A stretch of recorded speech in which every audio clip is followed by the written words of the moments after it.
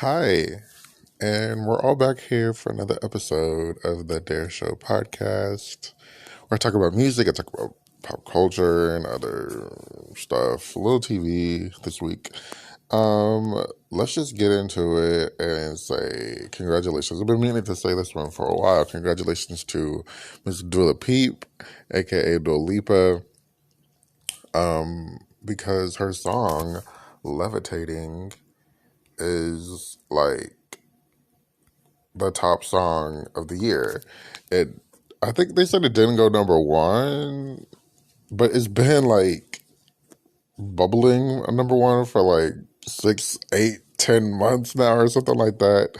It's been a long time. Like every week, you check and you see the Billboard,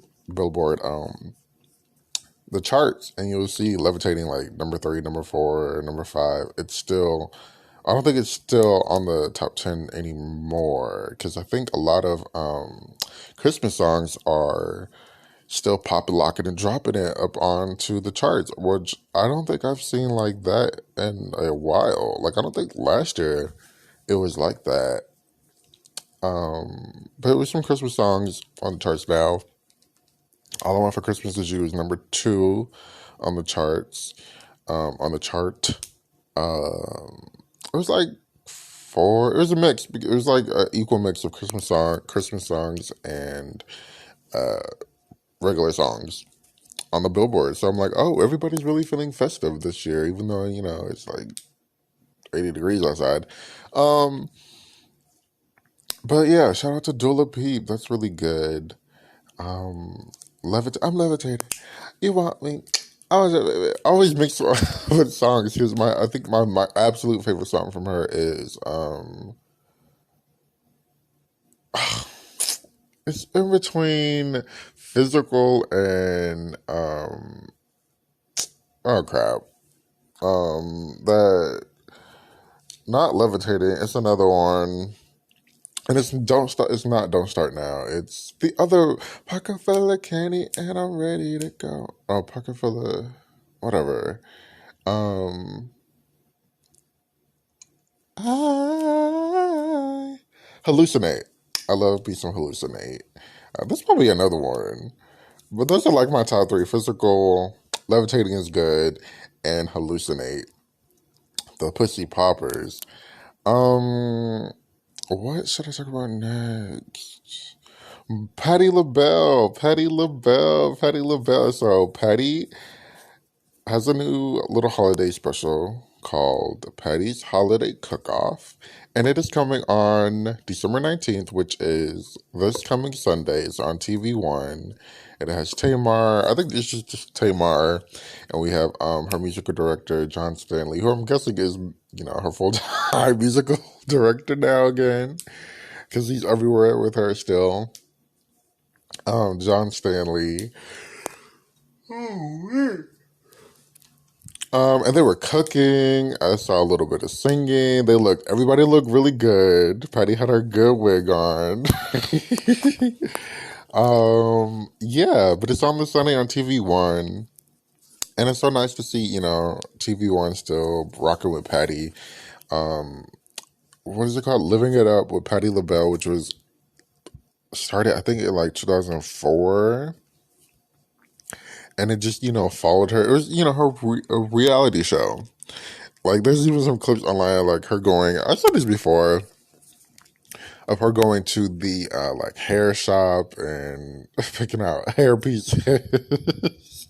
And then she went to, like, Bermuda or somewhere, or, like, one of the islands for a show, and she did, like, soundtrack. And then, of course, there's her making of her Classic Moments album, and Mary J. And then we see the Elton John song in Vegas, and then he gives her the ring, and the Tupperware situation. So yeah, it's so nice to see TV1 is still rocking with her. She also had like that holiday special. I don't think she's had like a singing holiday special in a while. I think it's been like almost 10 years or over 10 years. That last one when all the bells together. Um, I think, yeah. And they did Without You in My Life. They did some other holiday songs with Deborah Cox. Yeah. So I can't wait to see that, and we'll talk about that a little next week. Um, what else do I want to talk about? So the Golden Globes. The Golden Globes was announced this week, and they're saying the TV networks are saying they're not going to broadcast the Golden Globes. I'm very confused. They're not going to broadcast the Golden Globes because they feel that there is not enough diversity in the nominations. And I kind of felt like that wasn't true. Like Squid Games got a lot of nominations. Also, The Morning Show.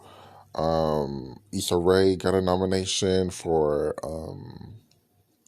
Insecure.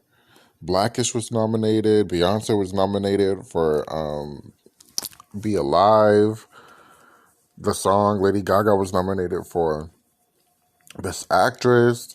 So I'm like, I feel like there was a good diverse. I was very confused about them saying they're not going to broadcast. Like, no network, I believe, is going to broadcast. But they're like, we're going to keep going on even if nobody wants to see us.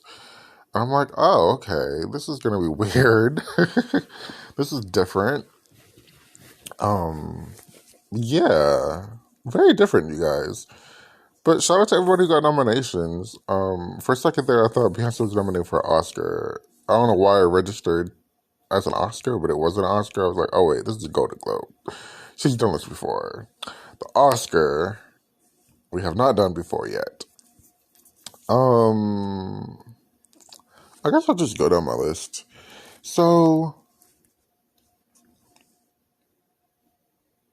what do I wait? How do I want to say this? So, Madam X, aka Madonna, Madonna and Mariah. I have been in like a Madonna mode. The song of the week this week is going to be I Live New York off of Madonna's Confessions album. I've been totally obsessed with this song. It's very corny, it's very simple, but it's effective, I feel like.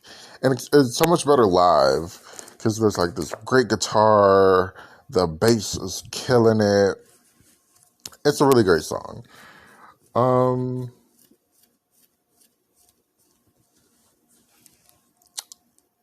I've been in like this Madonna mode because I kind of want to get into, like, I kind of want to like Madonna, but vocally, Madonna isn't always there, but vocally sometimes she does have great songs vocally. And like I've said this before, her career is just so fascinating how this woman who isn't the greatest singer, I think she's better dancer than singer, definitely. But she isn't the greatest singer, and I guess sometimes she's not the greatest dancer, and how she's just cultivated this career and like allegedly she was like the Blonde Ambition tour was like the first tour to be like a theatrical moment where you have like different acts. So like yeah, so like nowadays, different acts and shows is like the normal thing, but I guess in 86, 80 something, back in the 80s, um she made it popular, or she kind of did it first. Uh, she made it popular and, changed, quote unquote, changed the pop touring forever. And that's sort of been her thing throughout her tours and her concerts, which is very interesting. I did not know that. Let me know if I'm telling the truth. And that's what I kind of got garnered and read. But yeah, I just been she's very fascinating how, she's taken this career and quote unquote reinvented herself. I don't know if that was like on purpose. I don't really care because, they kind of give like her making like her being the blueprint in sort of that nature. Um I don't know. Do I care do I think that is a prominent thing? Not really, because I feel like maybe she had to do that because her music isn't that strong, or her vocals and, her talent wise in a way isn't that strong. So she had to rely on fashion and her hair and her attitude or whatever towards whatever. But yeah, I'll get into Madonna a little bit later because she is very fascinating, and her different, this girly show moment, which I think was like the erotica album. Very interesting.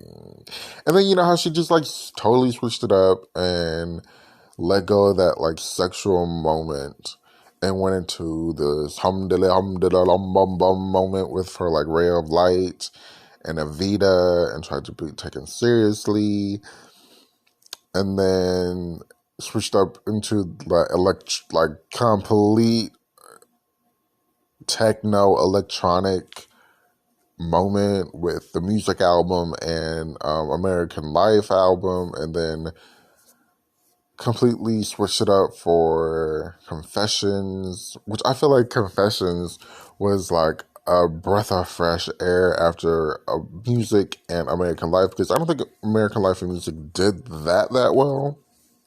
I think or American Life didn't do that well. Music did well, but it didn't. It was like, what's going on here, musically wise? Because you don't hear a lot about from like the music album. And then that music album tour. Oh my God, what the fuck was that? Because then she like did a bunch of songs from like the music and the American Life album, and she's like, girl. Oh no, maybe I'm talking about the never mind. But anyways, like the Confessions was like such great dance music compared to like American Life, which, that was a lot. I just been listening to her music and looking at tour clips and tour stuff, and the interviews. I'm kind of over that. They're not really giving me much. But anyways, I say all this to say Madonna and Mariah, I feel like, are very similar. They have huge followings and they have an impact on the world, definitely. But I was listening to this Madonna podcast. Well, they were talking about Madonna. I don't know if she was a Madonna base. And she was just like, Madonna, this was recent. Like, Madonna was on Instagram, and Madonna was like, has her kooky moments. Oh, even like, even recently, like the other day, Madonna, I guess, went and saw this movie at a theater. And so she was like, I'm so inspired. I felt so inspired after watching this movie. I felt like cleaning the theater. And so there's like this picture of her mopping the theater. And it's like, girl.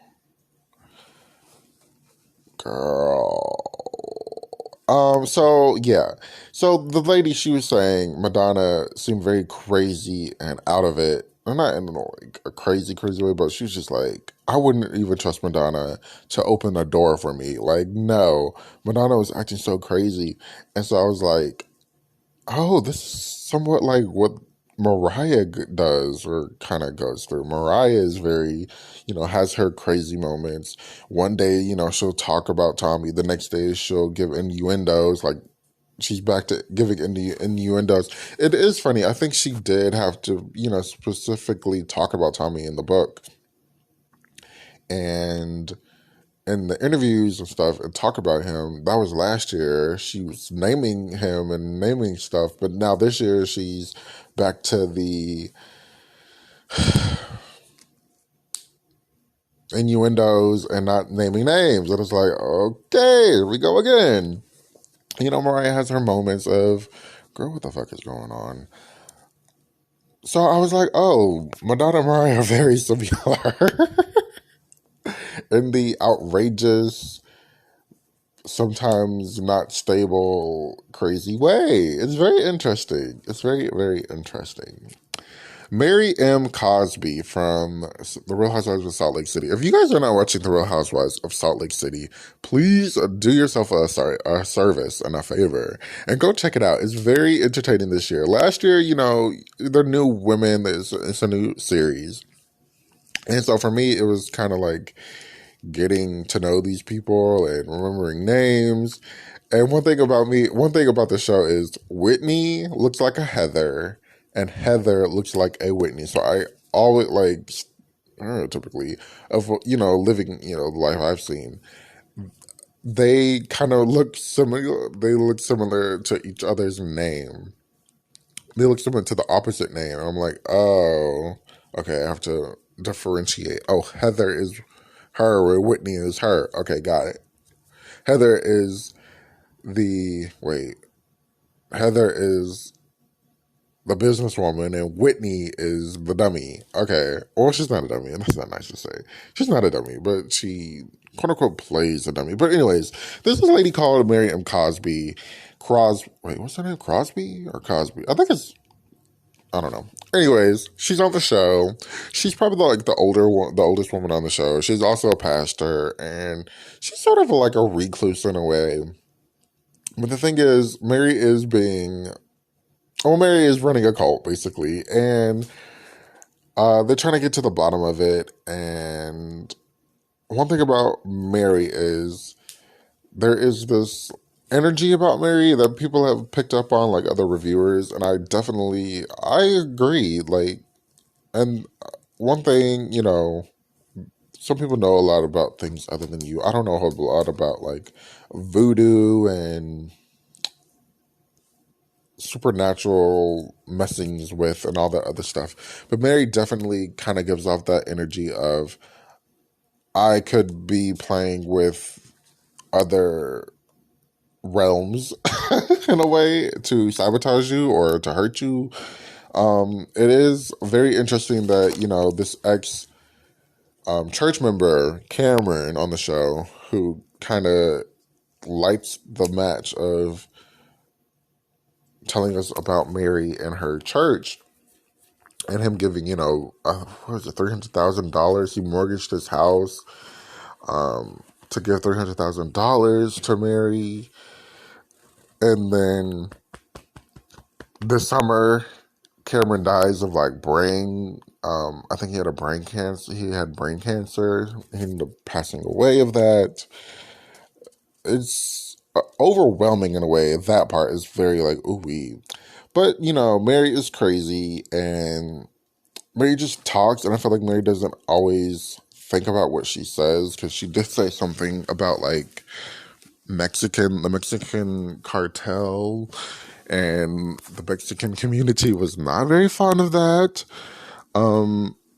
She was like, you guys are comparing me to this other castmate who is scamming old people and being, horrible. And I'm not like that. And so she was just like, she's being very rude and very nasty. But also, like I said, like Mary doesn't necessarily fit in. Also, Mary's a pastor, right? Mary's a pastor on this show, acting a plumb fool. I would not want my pastor, or I would not be going to a church where my pastor is being a messy housewife. Maybe because she's running a cult that she denies constantly, and it's like, Mary, all these stories sound cult-like. You're not going to tell us that you're not running a cult. Like, get out of here, girl.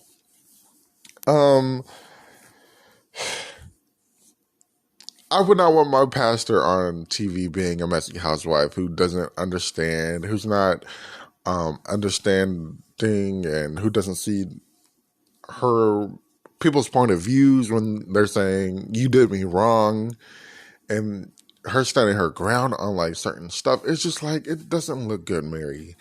And Mary does not fit in with these women. Mary is a little older. No.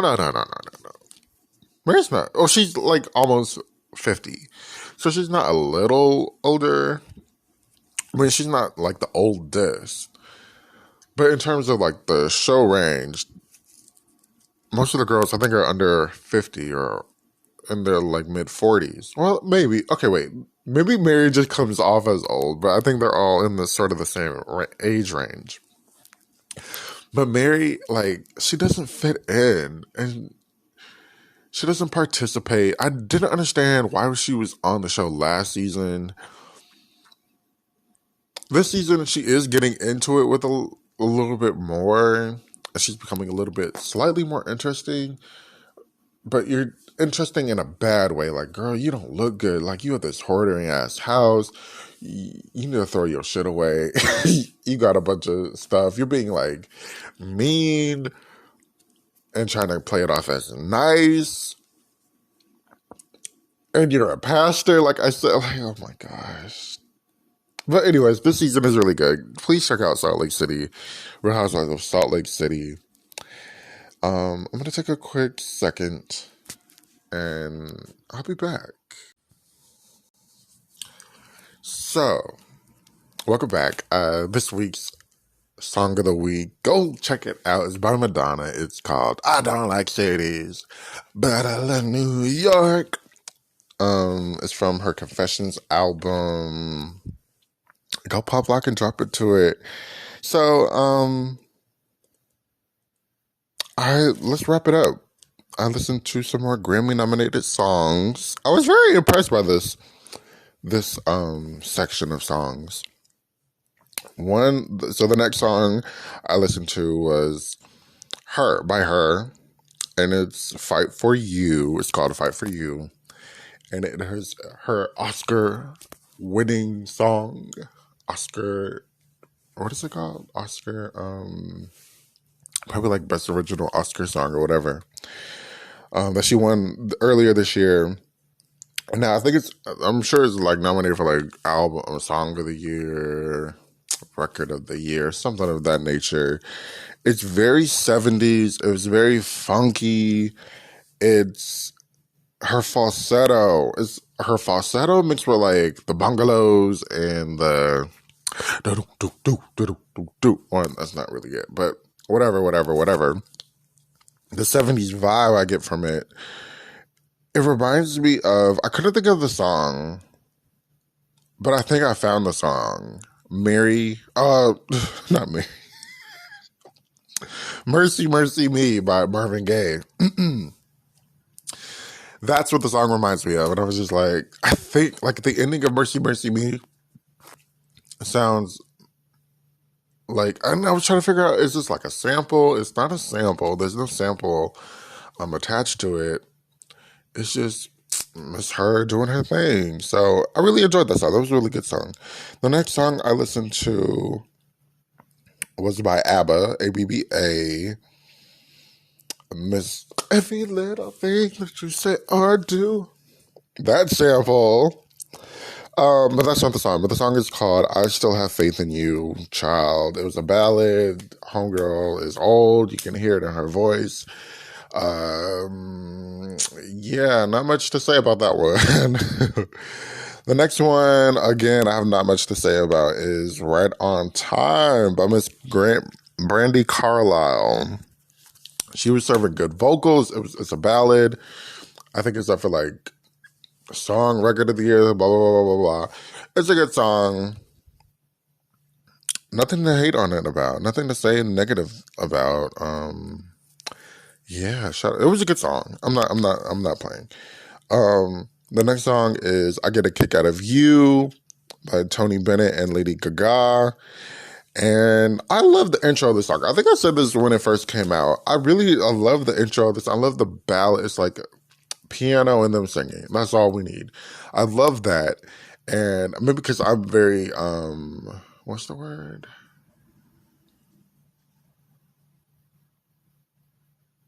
Not a hypocrite. Like that's my favorite type of music most of the time. Like if you can just sing, if you have vocals and you can just sing with the piano or a guitar, like Somebody to Love. I'm thinking the song that just came in my mind, Somebody to Love by Mary J. Blige. A piano and a vocal, Mariah on Languishing from the Memoirs album. Uh yeah, I was just blanking now. But like when you have good vocals and you can sing with like one instrument, and I love those instruments. A piano. I love a piano more than a guitar. I love a horn. I love the horns. I love a piano. That's pretty much it. But you can mix it up.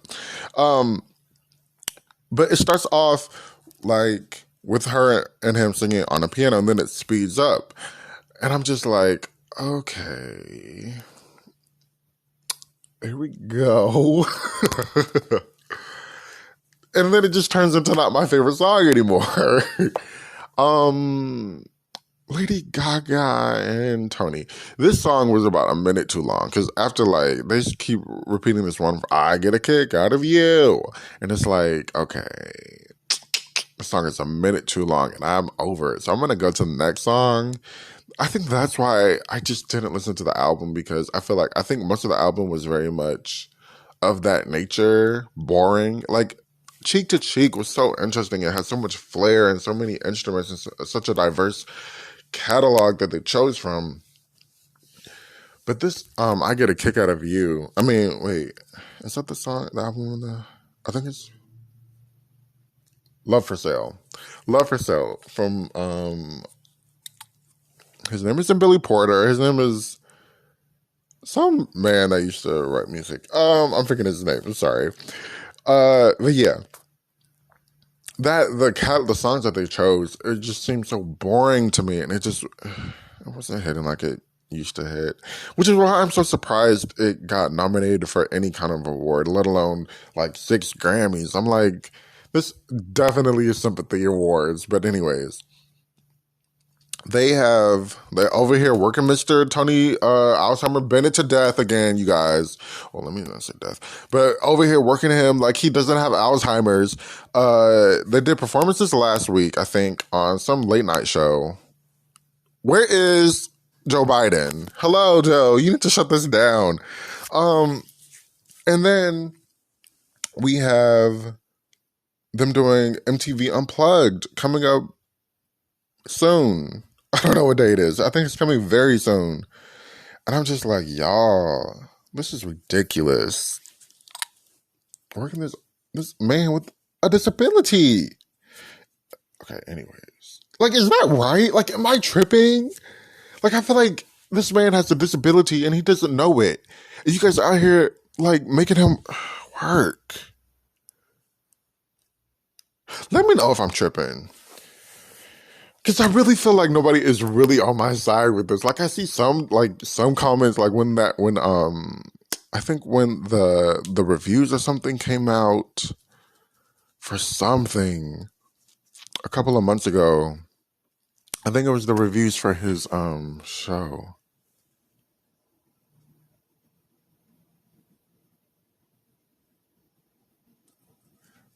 His reviews for his show, for their Radio City Music Hall show. I need to blow my nose. When that came out, people were like, what the fuck is going on? But anyways, I feel like that has like died down because I'm like, what the fuck is still going on over here? And Lady Gaga and her, saga of this movie thing, great. I'm glad, Gaga's into acting. She's she's a talent. I could say this without any hesitation. Lady Gaga, if you want to compare Lady Gaga to Madonna, okay, cool. Lady Gaga, all these other girls are better versions of Madonna. Let's be honest. Lady Gaga can actually sing. Lady Gaga is a great actress, I guess. I'm not really into her acting like that, but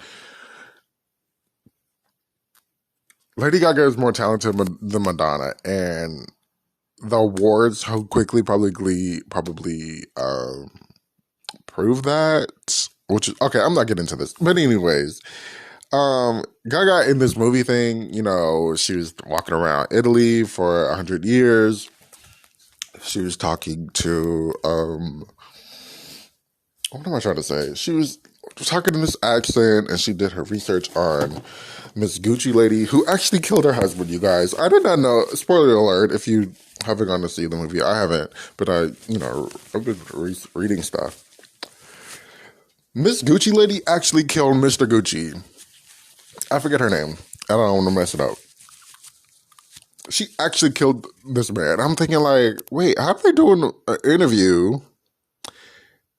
And she killed this man, but she did the time. And now, oh my God, she did the time, you guys. She did the time. Wait, do I want to say this? Okay, spoiler alert. She killed him because, I don't know if this plays out like exactly in the movie.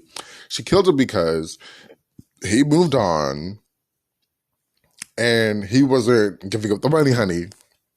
So she insinuated to her friends that she wanted to kill him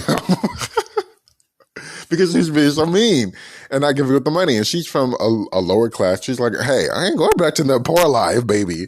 You gonna have to give me some money, honey. She insinuated to like some person, her friend or whatever, that I want to kill him. She kills him, but they had a prenup before she killed him. And in the prenup, before the divorce actually happened, I think. If I'm not mistaken. Oh my gosh, I feel like I'm messing something up. But before the divorce happened. So, the divorce happens. She kills him. Her kids, she has like 2 or 3 kids with him. The kids are sorrowful at the funeral. She's like stoic, like, girl, can we hurry up? I got Gucci go by. She kills him. They found out. She goes to jail. She gets out of jail. She sues Gucci because they had a prenup and a standing contract saying, you guys, I was supposed to get a certain amount of money every year and I didn't get it. Well, I'm free and now I'm ready to get it. I need to, finish my payments. She sues them. They win. That's why I think she's called, what is she called? Lady Gucci or Lady Killer, Lady Bird, Lady somebody. She kills them. She sues them. She sues Gucci, the estate, wins the money, gets a lump sum of like $20 million. And here she is living her life. And so, Gaga, I don't want to talk to her because I don't want to collude. And it's like, you can talk to her and get information out of her and use that as your thing. Also, I think Gaga has a sex scene. People talking about her accent, and her accent sounds like a Russian. I'm like, I don't really care. I don't really know. I'm not from Italy, so I can't really say, oh, girl, you fucking up my history. I can't say that. So I don't really care. Also, Gaga was like, I wrote like a 50-page biography on this lady, 80-page biography on this lady, and it's like every day something new comes out about Gaga.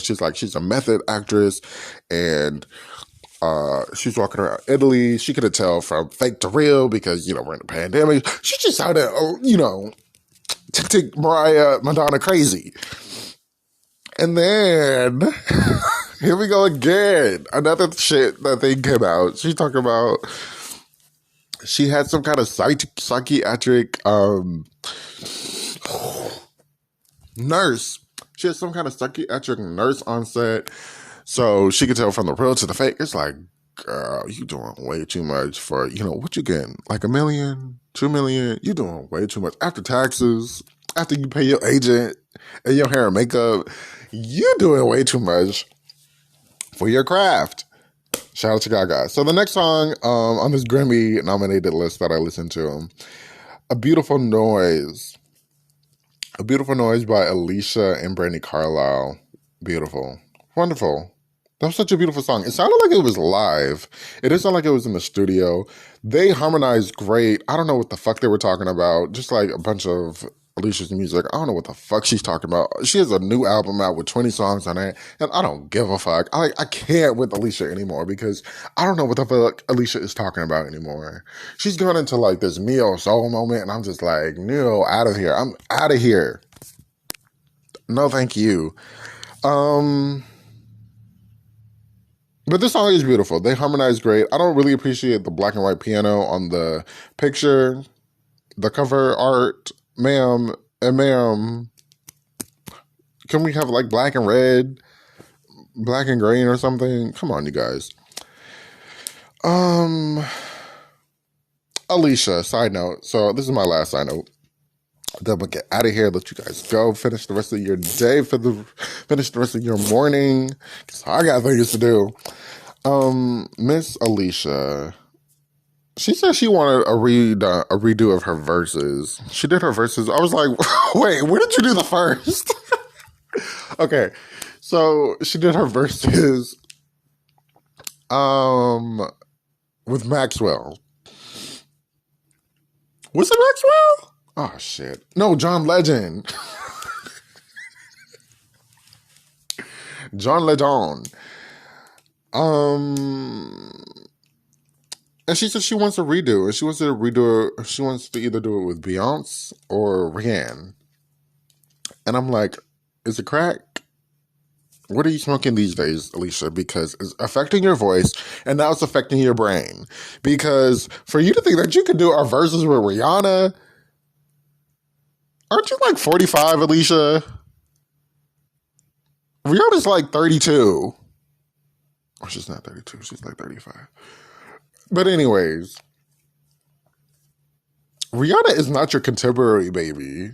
Like, what the fuck? I feel like verses is like, you have to be contemporary. So that's like the main goal. Right? Which is why I don't see how Shaka and Stephanie were in the verses. But SWV and Escape, they came out around the same time.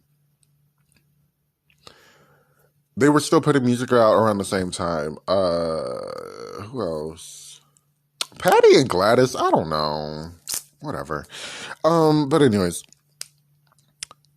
Alicia and Beyonce, maybe. But the thing is, Beyonce was with Destiny's Child for a chunk of time. So I feel like you gotta say like solo Beyonce, which started really in like that's not fair to Dangerously in Love. Just say it started in 2006. But it kind of started in 2006. I don't know. Like the thing with Beyonce is she's like the only like big pop star, star that is saying, is who could be thrown in a versus battle. But she also like she has previous work with Destiny's Child. So I'm like, do you throw in Destiny's Child? I know Lady Marmalade was thrown in with Patti, but I think that was the only song from the group. So it's very difficult for me to say Beyonce. But you know what Mariah said? Mariah was like, she was asked, L.A. Reid said you should do a versus with Beyonce, and Mariah pitched the fit. She was just like, no, I'm not doing a versus with Beyonce. That would be, this are her words. This is what she said, which makes me side-eye her a little bit. She was like, I love Beyonce and what she's done for the culture and what she's done for the world. Well, not the culture. She's at the world and her musicality, blah, blah, blah, blah, blah. I would be disrespecting myself by doing that. So I'm like, you think Beyonce's a bigger star than you? I don't think Beyonce's a bigger star than Mariah.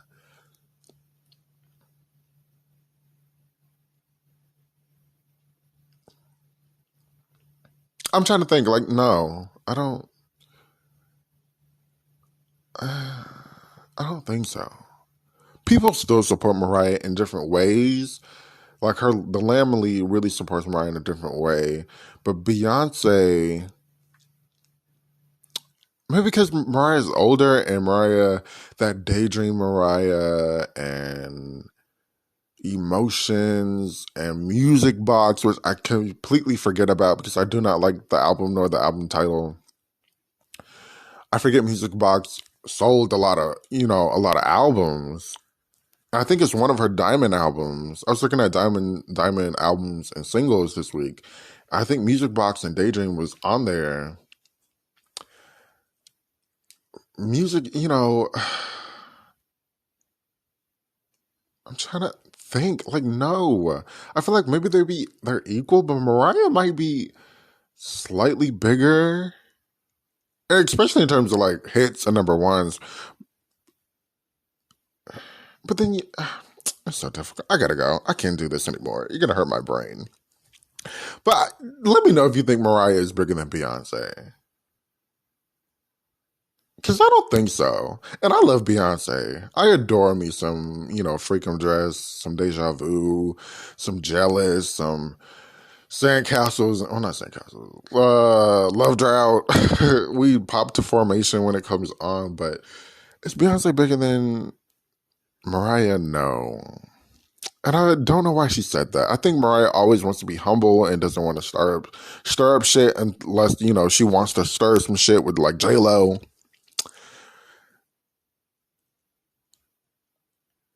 Yeah. But I don't know. A versus with Mariah and Beyonce, like I said, no, you're not contemporaries. Mariah, Mary